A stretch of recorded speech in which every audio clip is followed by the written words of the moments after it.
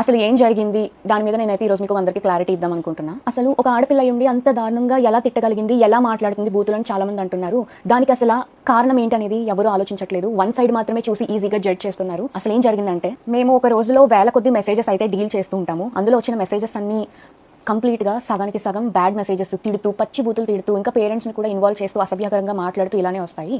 ఇలా వచ్చినప్పుడు మేము మాక్సిమం టైమ్స్లో బ్లాక్ చేస్తాము. బాగా ఫ్రస్ట్రేషన్ ఉండి బాగా ఇంకా చచ్చిపోయేలా తిట్టిన వాళ్ళని మాత్రమే అక్క ఏదైతే ఉందో తను రిప్లై ఇవ్వడం జరిగింది. కానీ ఇక్కడ జరిగిన మిస్టేక్ ఏంటంటే, ఒక పర్సన్కి తిట్టిన పర్సన్కి కాకుండా వేరే కింద చాట్ ఉంటే ఆ చాట్లో ప్రెస్ అయిపోయి బై మిస్టేక్గా అతనికి వెళ్ళిపోయింది. అది తను రియలైజ్ అయ్యే లోపే వెంటనే డిలీట్ కూడా చేసింది. ఆయన చూసి ఉండరు, విని ఉండరు ఏమో అనుకుని ఇంకా మేము కూడా ఏం రెస్పాండ్ అవ్వలేదు. ఈ లోపు ఆయన చూసి వేరే మీమర్స్కి కూడా పంపించేసి పబ్లిసిటీ న్యూస్ ఛానల్స్లో అన్ని జరగడం అయిపోయిందన్నమాట. ఈ విషయం మరి ముందే చెప్పొచ్చు కదా అని అందరూ అడుగుండొచ్చు. మేము ముందు చెప్పడానికి అసలు ప్రూఫ్తో మేము మాట్లాడదాము, అసలు ఏం జరిగింది అనేది క్లారిటీతో వద్దామనేసి మేము ఇంతవరకు డీలే చేసాము.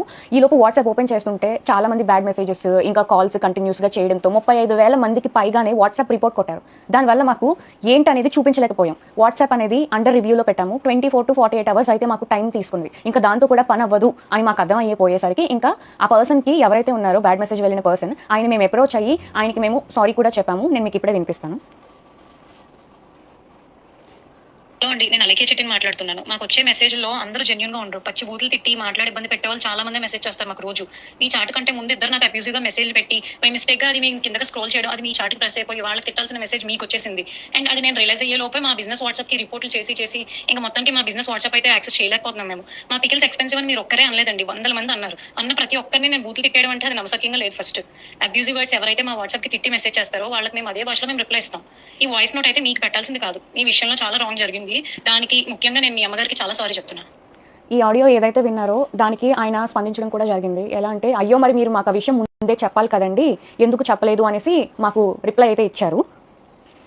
అది మీకు పెట్టాల్సిన మెసేజ్ కాదు కాబట్టి నేను మళ్ళీ రియలైజ్ అయ్యి అది వెనక్కి వెళ్ళి డిలీట్ ఫర్ ఎవరీవన్ కొట్టడం అనేది జరిగింది. అసలు నేను మీకు పెట్టాల్సిన మెసేజే కాదండి. అది రోజు మీరు బిజినెస్ స్టార్ట్ చేసినప్పుడు మాకైతే ఒక మెసేజ్ వచ్చింది. అది నేను దానికి రెస్పాండ్ అవుతూ నేను ఒక వీడియో చేశాను. ఇలాంటి అబ్యూజివ్ వర్డ్స్ మాట్లాడుతున్నారు, మేము వ్యాపారం చేసుకునే వాళ్ళు, మా మీద ఇలాంటి మాట్లాడడం ఏంటని చెప్పి నేనే ఒకటి రైజ్ చేశాను వాయిస్. అలాంటిది నేను ఏ మాటలో ఏ తిట్లేని వాళ్ళని తిడతాను అని అంటే, అది ఒక రకంగా ఇన్నోసెంట్ వాళ్ళని తిట్టడం కూడా. నేనైతే ఇన్నోసెంట్ వాళ్ళని ఎవరిని ఎప్పటికీ వచ్చి ఒక మాట అనలేదు. ఎక్స్పెన్సివ్ అనే మాటలు అయితే ప్రైజింగ్ ఎక్కువ ఉంది, ఈ మాటకి ఎవరు అసలు కంప్లీట్ గా రెస్పాండ్ అవ్వరు. ఇదండి జరిగింది అయితే ఇది. సో ఒకరికి పెట్టబోయి తను తిట్టిన ఆడియో ఏదైతే ఉందో అది కంప్లీట్లీ నిజమే, కానీ ఒకరికి పెట్టబోయి ఆ మెసేజ్ అనేది వేరేగా బై మిస్టేక్గా వెళ్ళిపోయింది. దానివల్ల ఈ పబ్లిసిటీ అంతా అయింది. ఒక ప్యూర్ ఇన్నోసెంట్ వాళ్ళని ఎవరైతే అసలు ఏం సంబంధం లేకుండా వాళ్ళకైతే ఒక మాట నింద అనేది పడవలసి వచ్చింది. కానీ అది కంప్లీట్లీ మీకైతే ఏం సంబంధం లేదమ్మా. మీకు అసలు ఆ మాట మీకు సంబంధమే లేదు. అది వేరే వాళ్ళకి వెళ్లాల్సింది కాస్త మీకు వచ్చేసింది. అంతకు మించి ఇందులో ఏం లేదు. కంప్లీట్ మిస్లీడ్ అయింది అంతే.